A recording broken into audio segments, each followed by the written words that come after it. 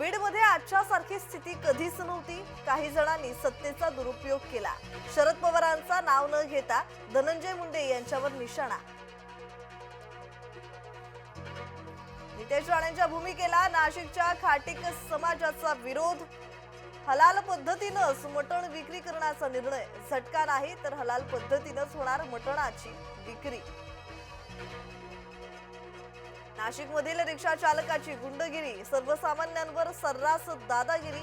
रिक्षा चालकांची झुंडशाही मोबाईल कॅमेऱ्यात कैद। बुलढाण्यातील दंगल प्रकरणी 36 जणांवर गुन्हे। 22 जणांना पोलिसांनी केली अटक। सध्या आवार गावात तणावपूर्ण शांतता। दूध दरात 2 रुपयांची वाढ। दूध महासंघाच्या बैठकीत निर्णय। सर्वसामान्यांच्या खिशाला कात्री।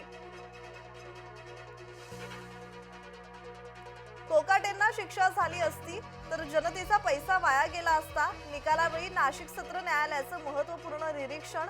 अपील सुरू असेपर्यंत कोकाटेंच्या शिक्षेला स्थगितीचा निर्णय।